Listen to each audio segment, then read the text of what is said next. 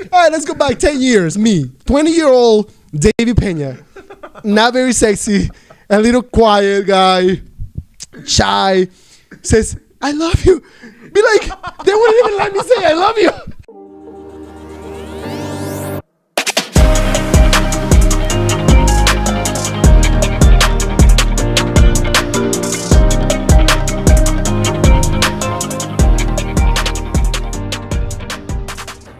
All right. We're back with another episode of Meeting Virginia, the greatest podcast in Northern Virginia, from what I've heard. I heard the same thing, man. I heard the same thing. Completely unbiased, but that's what I've heard. It's the best podcast in Northern Virginia. I'm here with a very special guest. I have the legendary David Pena. Real estate mogul. Real estate mogul. He's been on the show before. This is his second time on the show. I appreciate you being on the show, man. Coming back again. Yeah, absolutely. Thanks for having me, man. This is super fun to be here, and I'm so excited to share so much of my knowledge with Meeting Virginia. So, sounds good. Sounds good. All right. So, I guess for anyone that's watching that does not know who you are, could you give a brief background? I should say, I guess, a summary of who you are. Quick introduction. Yes. So, my name is David Pena. I like to call myself the David Pena.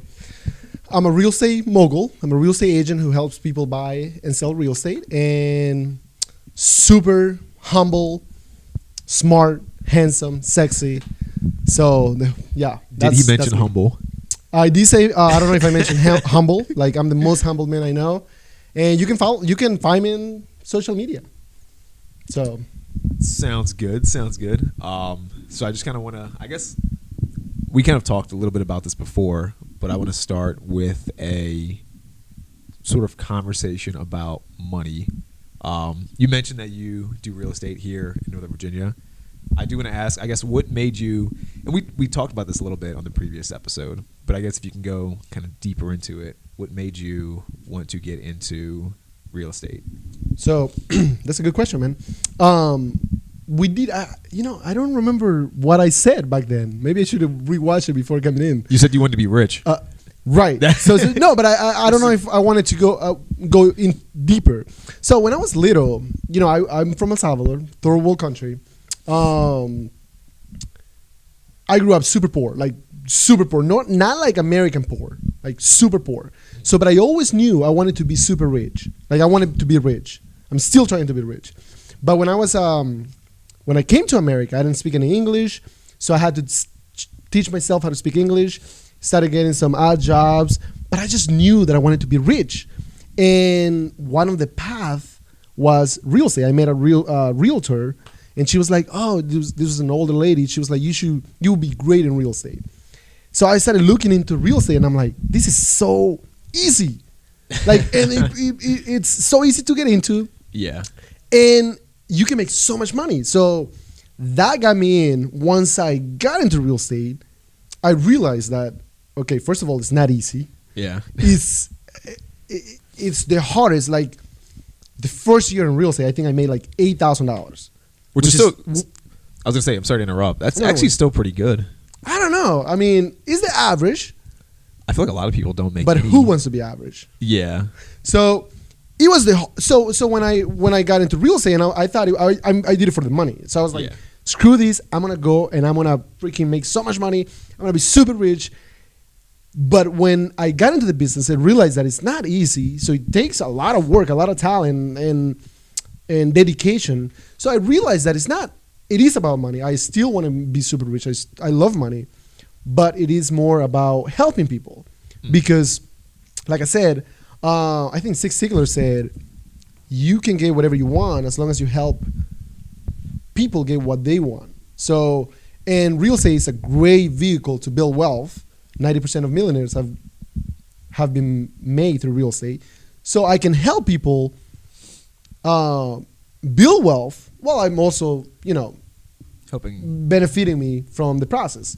So yeah, sorry. No, that was great. I'm curious to ask, because a lot of people I feel like do get into real estate because it seems super glamorous and super easy, relatively speaking. Like the the thought's always you just, as an agent, you just open doors, you just unlock doors and show people properties. I guess from your perspective, what would you say is the hardest thing about, I guess the hardest thing about real estate that people tend to not consider, whether they're on the outside looking in or if they're in the business itself, if that question makes sense? Yeah, I think it does. So what's super easy is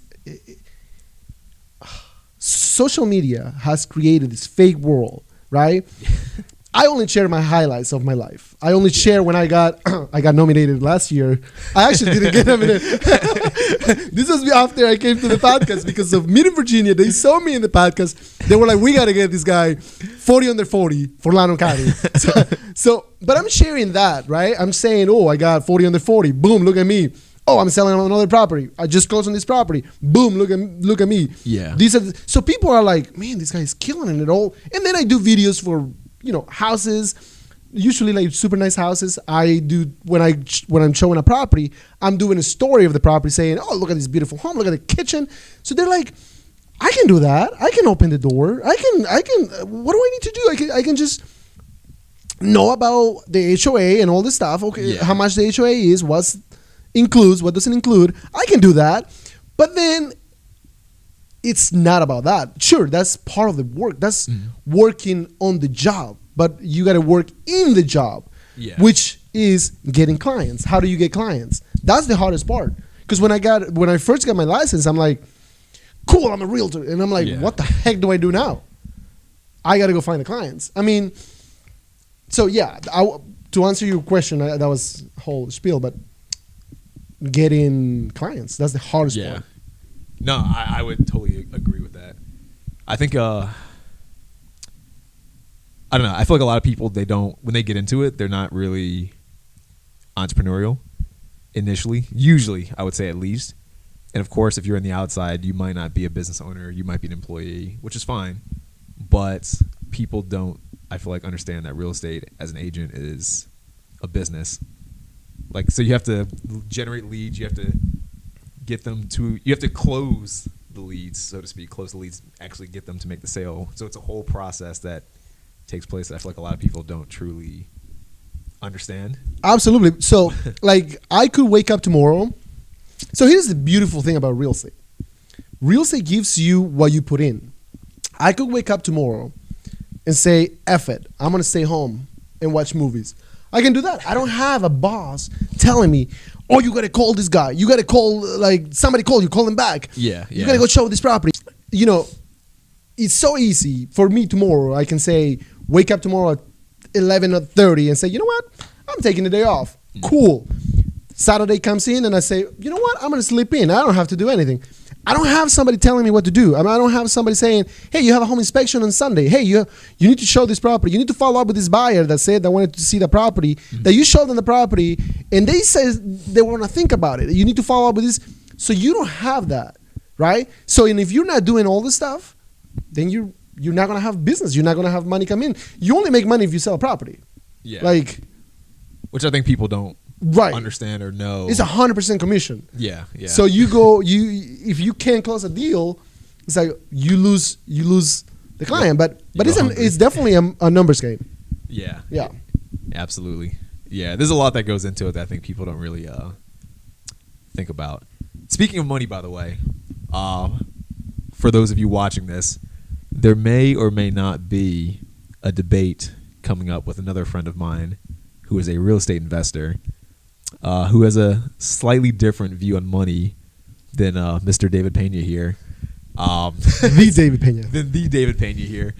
So I do want to ask you, I guess more kind of pulling back from real estate, your general, I guess, thoughts on money, kind of with the sense that a lot of people, I guess in general, what's your philosophy with just making money? Do you think money is sort of just something used to go out on the weekends and drink? Do you think it should be saved? Do you think it should be compounded? Do you have any, I guess, certain personal... So you follow me on Instagram, so you see some of my silly videos. I share like stupid stuff on my stories. I mean, they're not stupid, but some people might say, oh my gosh, this guy. So my philosophy on money is, if I get 2 Benjamins, those two Benjamins better be having relation amongst each other and creating some little Washingtons. Because if not, they're worthless. They're just a piece of paper. Yeah. So I think it's your duty and obligation to make as much money as you can. It's just whether you want to, whatever you want to do. Like, society has numbed everybody down, saying like, "Oh, money is the root of all evil." Like they say that's a biblical quote, but it's actually not. The full quote in the Bible is the love of money is the root of all evil. The root of all evils. Yeah. Like the love for it. Like if you love it so much that you love over anything. Right. But if you just want money, you love money, but you just want to get super rich. You have a lot of stuff more important than you, like God or family. Dude, you should be as rich as you can and do whatever you want to do with your money. Like, if you've worked so hard for your money, first you have to, little baby steps, right? You got to invest, save for the down payment of your house. But once you have the house and your house is appreciating in value and you want to buy another one, you wouldn't be stupid to refinance, take a loan, buy another property. That's when we're still talking about baby money, but at least you're moving up in the society. Yeah. But of course you can't just be reckless, because you have to have a couple of months reserve, just in case. Yeah. But you should be wanting to get rid of your money. You shouldn't have it in a savings account. Just sitting there. Yeah. Because that's dumb. Yeah. I'm gonna tell Leo that. No, I completely agree with that. I feel like money is sort of a soldier in a sense. 100%. And the job of the soldiers is to go out and take prisoners.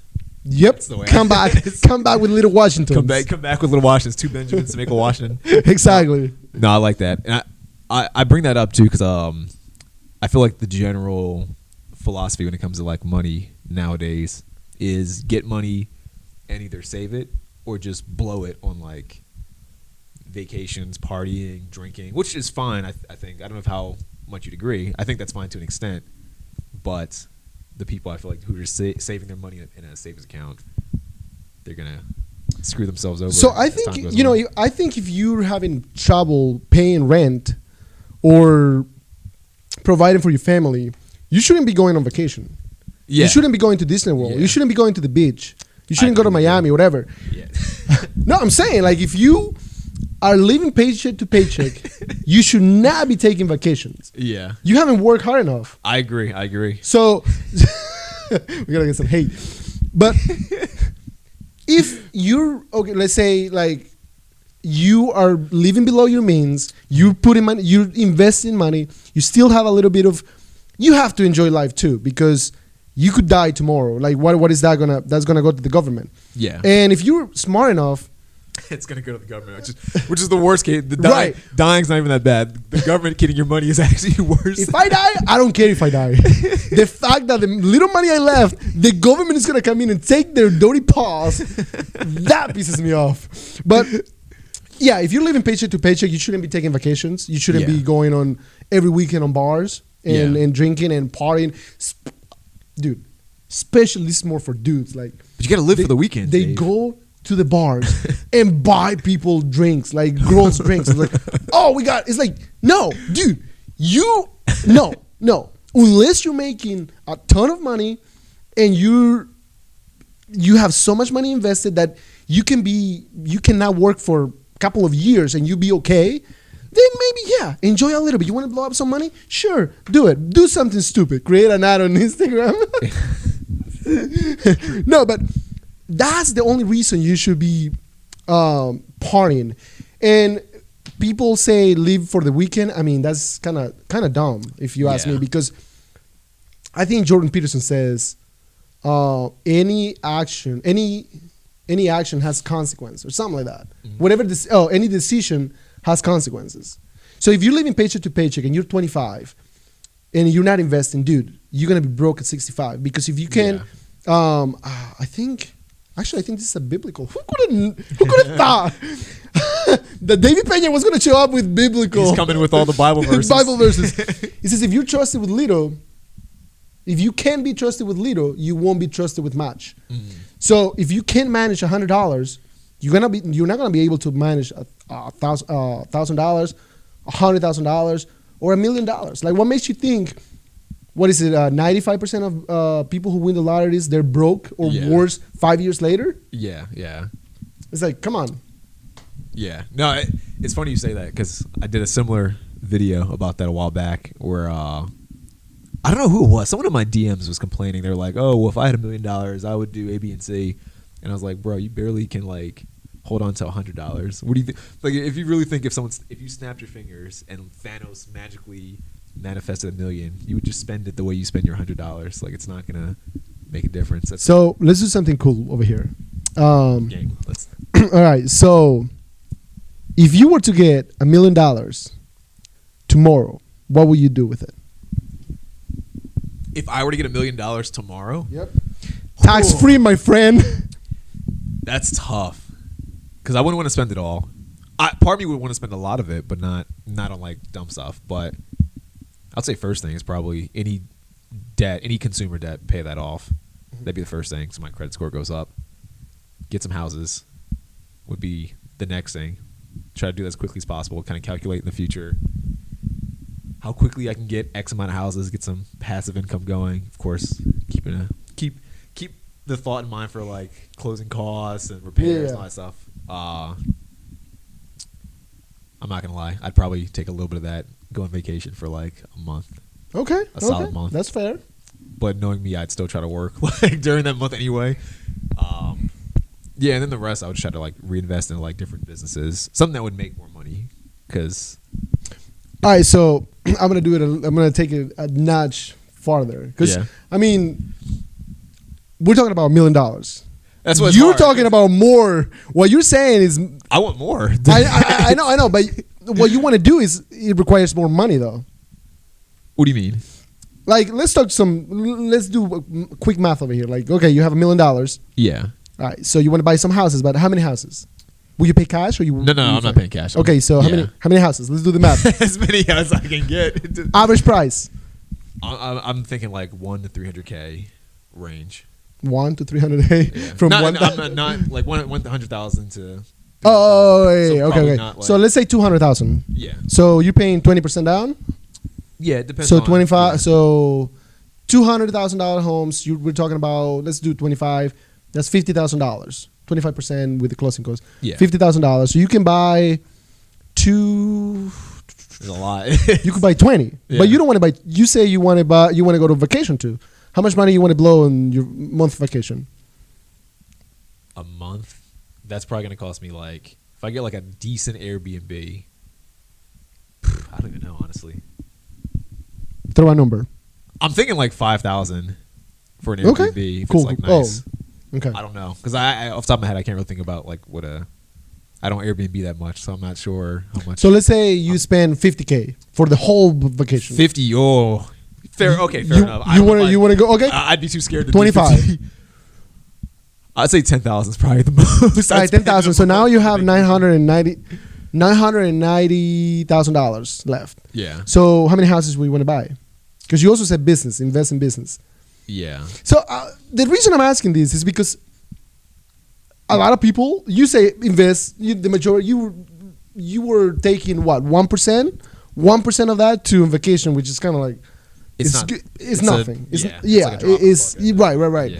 But a lot of people, I was watching this video that this person somebody asked, what would you do with $1 million? He was like, well, I will pay off my house, right? But he's like, the whole house? The whole house. But he's like, wait, but I want to upgrade a house.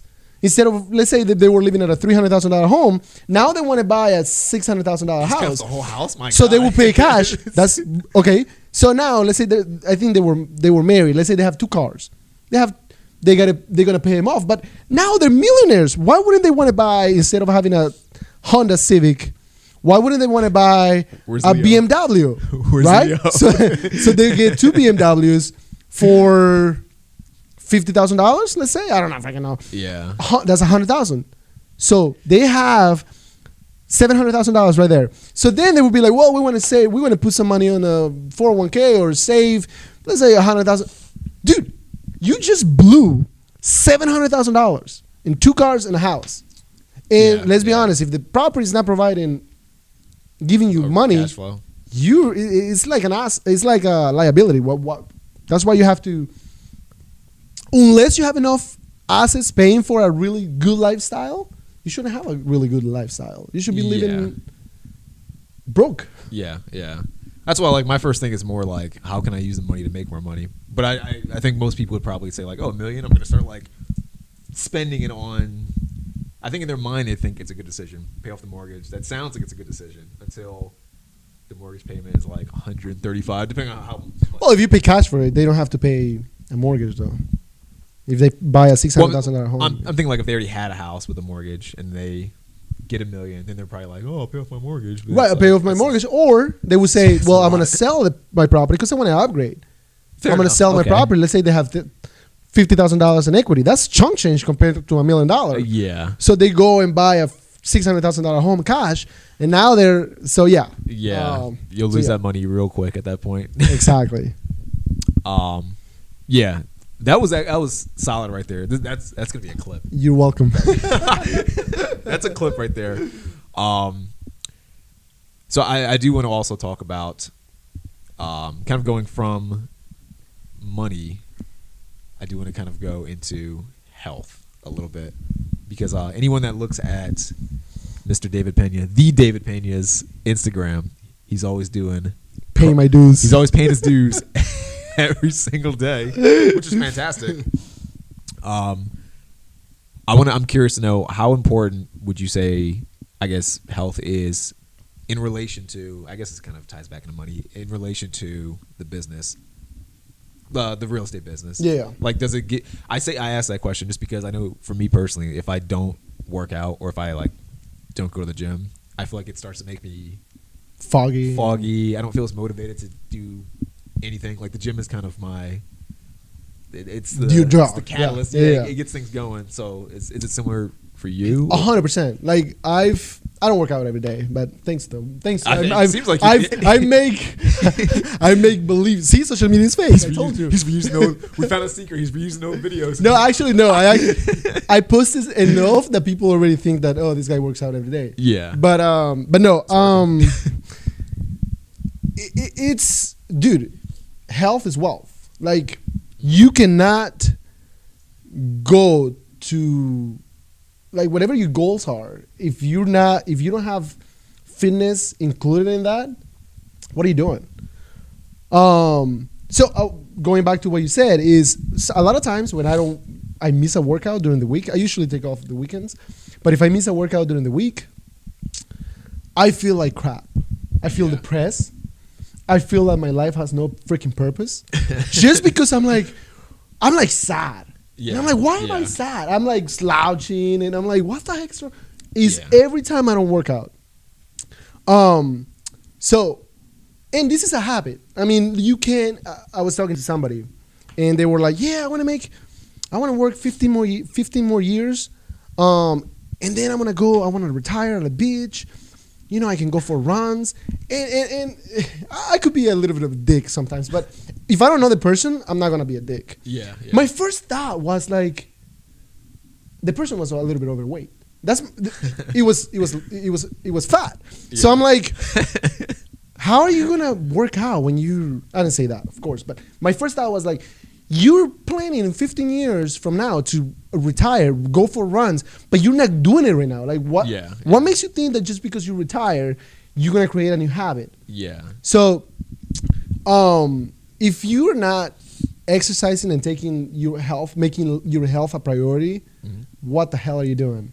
Yeah. Because sure, you can have your money right and all that, but if you're like fat and unhealthy, like you are a heart attack away from dying. Like, what are you doing? Like, or let's say you get to retire at 65, you're a millionaire at 65, but you're overweight. Your knees have been carrying 150 extra pounds. your knees they're not gonna allow you to go skiing or snowboarding or going to the beach. All you're gonna do is like a freaking potato, get a walker and walk around. When I retire, I gotta reach my goal. It's like, so I think they go hand on hand. Yeah. I think if you want to be, for people that like successful people, they work out every day. Like they make their health a priority, because if not, like, yeah. What do you think? Well, I'm curious to know your thoughts on this, because you bring up health and you bring up that health is wealth. I feel like one of the major, I don't know, you might disagree. I feel like one of the things about getting wealthy, you want to have a certain, how do I put it? You want to be perceived a certain way. Like, if I'm rich, maybe this sounds super narcissistic. I don't know. Or arrogant. I don't know.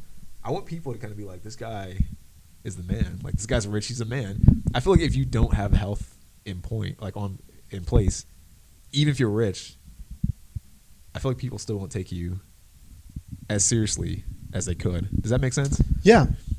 I'm trying to think. I don't know. Growing up, though, third world country is not as advanced as America. And if you go back into the times, wealth would resemble as a fat. Yeah. If a person is fat, that means that they had enough food. They were rich. Yeah. Because they ate a lot. Right? They have the resources. They have the resources, while this whole society, Kim Jong-un, whatever his name is, he's like super fat and everybody's dying from hunger. So it's like, yeah, the guy has money. He's wealthy. He's got ample. Right, but going back to that, I don't know. I've never seen it like that. I think people who are super successful and make a ton of money and they're overweight, I mean, it takes courage to make money too and be successful at money. So I wouldn't just eliminate them from and say, oh, I have no respects for you. But I think women might, though. If you're going out with some women will go out with you if you're super fat, but you're paying for the boat. You're taking the picture, the Instagram picture. So yeah, sure, they're not showing off. And I think if you were, let's say you're 50, really good shape, you have the money on point, and you're dating a 25-year-old, she's gonna most likely put you on her Instagram as well. Yeah, I hope. Because let's look, Donald Trump. He's overweight, but yet he's super successful. Yeah. I think one thing about Donald Trump, though, I feel like suits, a nice fitting suit helps a lot. Because it'll make you look slimmer than you might actually be. So whenever I saw Donald Trump, I actually did not know he was as overweight as he is, because he always just wears like a black suit, so you can't really see it. He might be an exception. I don't know. It might just be like a personal. He might. No, but I see what you're saying, though. I think like, if you go to the bar in one Loudoun and somebody super fit with a fitted tailored clothes is sitting nearby, you're gonna be like, oh wow, this guy he got style.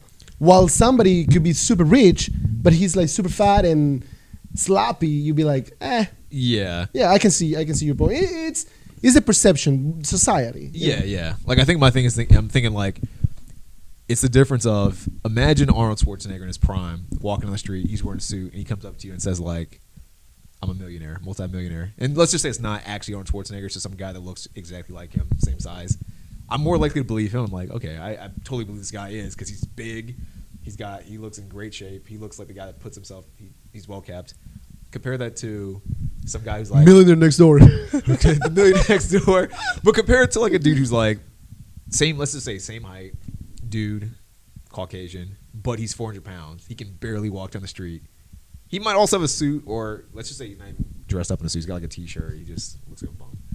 And he goes, I'm a multi-millionaire. To me, it's like, I'm more likely to believe the first guy, even if he's broke, which means I'm going to like take him more seriously. The way our interaction is going to be different than the overweight guy. So, unfortunately, I think that's the case in a lot of places in this world. Like, you're going to be perceived as how you present yourself. Yeah. If you present yourself as slouching and you're slouching and like you don't take care of yourself. Like I 100% believe that people will treat you how you treat yourself, and all these people they have this negative talk about themselves.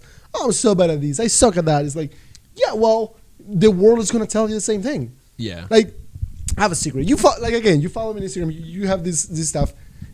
I'm like shifting from the health. No, but this is mindset, right? So I was, I think it was last year that I started to call myself sexy. Okay. The first couple times, and of course, people are like, "Oh, this guy is freaking. His head is gonna explode." Yeah. But I'm doing it. I'm not doing it for people. I'm doing it because of affirmation. Yeah. I want to believe. I'm believing that. So when I say it a couple times, I said it on Instagram. I like cringe a little bit. I'm like, oh, that sounds. Oh, I'm sexy. Oh. But now I'm like super comfortable. I'm like, I'm sexy AF. Yeah. But at the beginning, it was so hard. Because first, society has made me believe that you shouldn't be so self-centered, right? Yeah. But also, I didn't believe it. You know, like it was kind of like, you know, you're like the little voice, the negative voices. No, you're not. It's like your subconscious. Subconscious is like, no, what? Yeah. You have a little bit of fat. So, but it's like, no, I'm sexy. So yeah, I just wanted to share that on the mindset part. No, I mean, I do. I completely agree with that. We're kind of deviating, which is fine. But I brought this up to a mutual friend of ours who might be in here soon to do a debate. We were talking about, have you ever heard of like black pill? I have. I have. I was watching this video and this guy was debating this like black pill guy. And I don't know like a ton about it, but I guess it's people who are just like doom and gloom, like dudes who are just give up. They just give up. They give up. And he was basically saying how because he's not a certain height, because he's not born with certain facial genetics, because he's not like muscular, no girl wants to date him. And then I'm sitting there watching the video, I'm thinking to myself, it could be that, or it could be that you're so negative that anyone that would ever want to be around you is just repulsed. They're just repelled away. Because in all honesty, who would want to be around a person that just thinks to themselves, oh, I'm not in great shape. Oh, I'm ugly. Oh, I'm maybe, you know. So like going back to it, even if it feels weird, I feel like that mindset's it's healthier. It's a better mindset to say to yourself, I'm sexy, or say to yourself, like, I'm the man. 100%. Other people are going to be like, oh, this guy's arrogant. He needs to be more humble. But it's like, it's better. Keep going. No, I was just gonna say, like, who wouldn't want to be around a person that who's positive? Right. It's like you're walking around and saying, "Oh, nobody loves me." Of course that happens to me because bad things happens to me. No shit. Really, bad thing happens to you? It's because you're freaking calling them for. Yeah. Like when, and I get it. A lot of people call themselves, "Oh, I'm a realistic guy." I'm like, yeah, sure. And I mean, we're gonna talk about being realistic later if this guy shows up.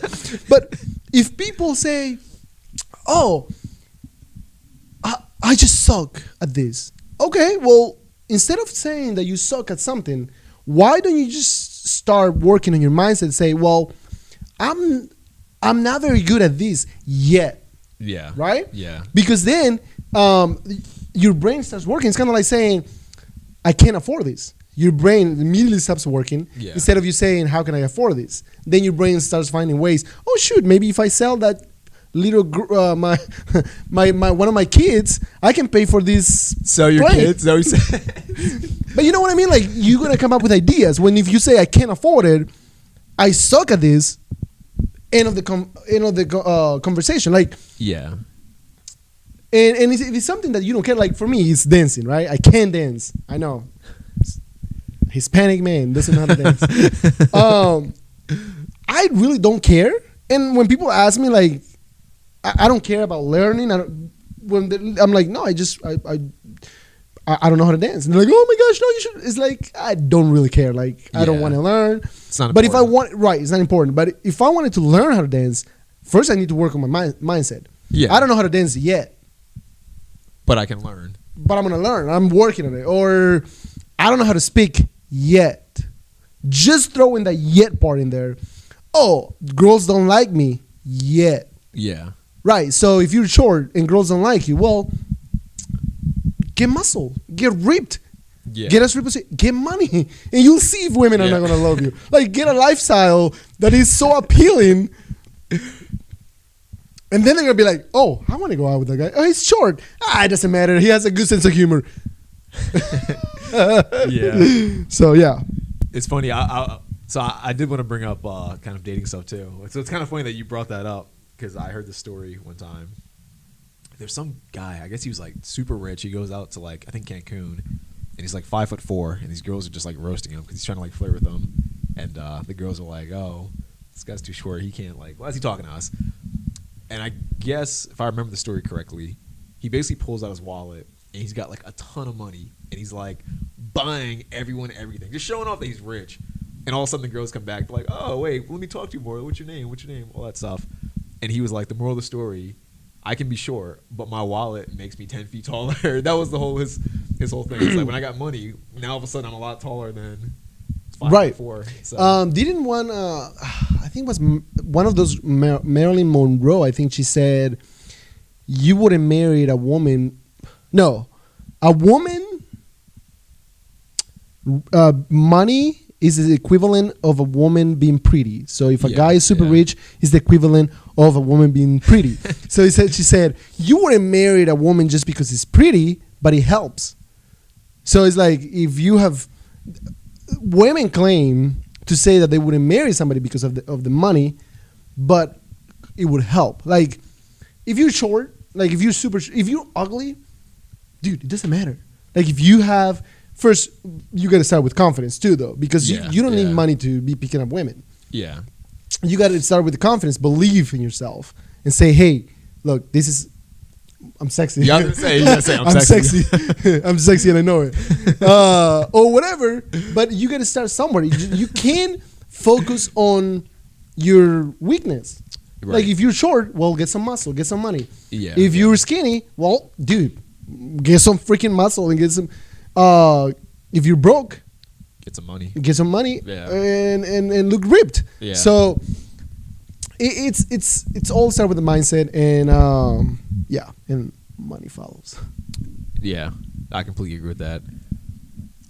I do want to bring this up because I'm curious. This is are you ready for this? This is let's do it. We're getting into I actually have no idea what you're gonna territory. So there's this documentary that's out right now. It's called, what is it, The Tinder Swindler. I haven't seen it yet, but what are your thoughts? Dude, I watched it last night. And I swear, I'm like a really nice guy. I'm like super nice guy. But I was laughing the whole time. And the girls are like crying on camera because they got finessed by this guy. And I'm like... So I'm like laughing. I thought it was comical, and I just think the guy is a G. I think, you know what? I mean, it's messed up. You shouldn't take advantage of other people. Yeah. But these, and I hate to say this, but these are the same type of women. I shared it on my Instagram. I said, I bet if this guy, because he's not handsome. He also has, based on his text messages that I've seen, he has no game. Yeah, his game is not great. Average. Yeah. He's average. But he has pictures. He's flying women all over the country. He's going to these 5-star hotels. So the women are like, "Oh, this is my prince." Oh, man. He's like, "I want you to have my babies." They're like, "Oh my gosh!" And then he's like, "I need some money. I need some help. I have some." It's like, and he comes across as this billionaire who's living off other women. So the guy is a G, and I mean, like, I get it. He's a G for this reason. Women finesse guys. No one bats an eye. Yeah. No one cares. Like a 25-year-old marries an 80-year-old man, divorces him 6 months later, takes half of his stuff. Nobody says anything. Yeah. But this happens, and they make a documentary. About it. Yeah. Like, think about it. Think about how many women are on Tinder, and they're saying, "Hey, fly me out to Cancun." Yeah, the guy pays for it, goes there, even goes with them, probably stay in different rooms. Yeah. And then these guys fall so in love with these chicks, and the girls are like, oh, I don't have money to pay rent. They're like, oh, I got you, babe. I'm paying. Nobody cares. Yeah. Nobody cares. But then this guy comes out and he takes advantage of all these women, which is not cool. I think that's not cool. Yeah. You shouldn't take advantage of people, but women shouldn't take advantage of men either.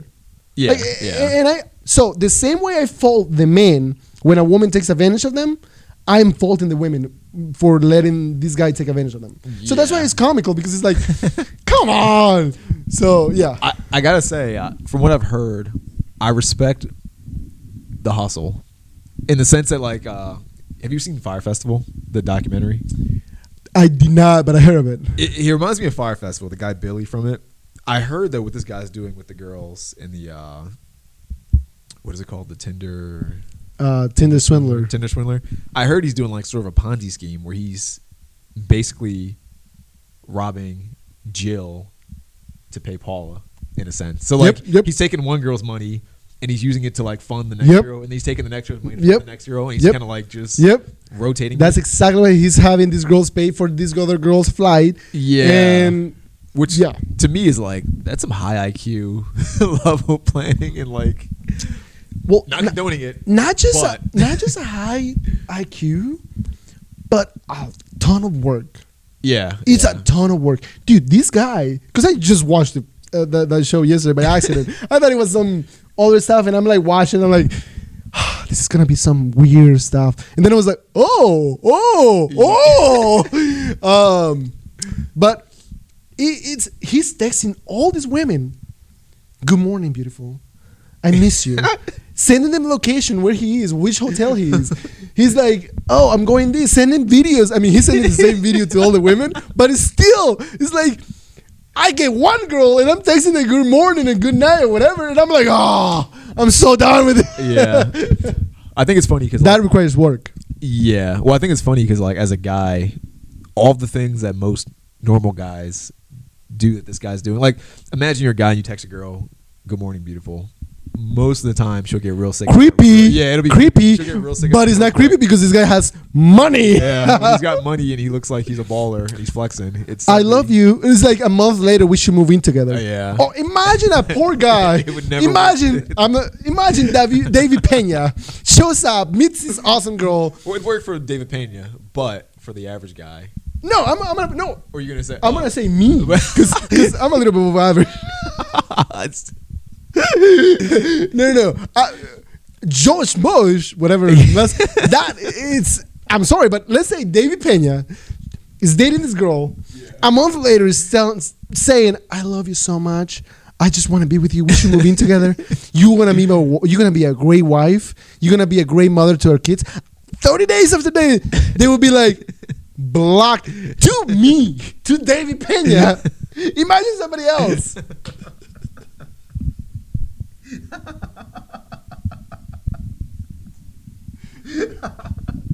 It's true.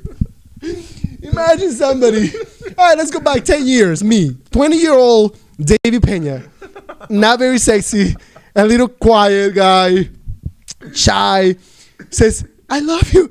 Be like, they wouldn't even let me say I love you. You'd be like, this guy is texting me good morning every day. I'm out. No. It's completely. Yeah, it only works in the. Only works if you're rich. It only works if you're rich. But yeah, I feel like that's a whole rabbit hole of dating concepts and all kinds of stuff. Maybe we can get into that next time or do like a whole. I feel like that's a whole episode in itself. Just talking about like dating and stuff like that.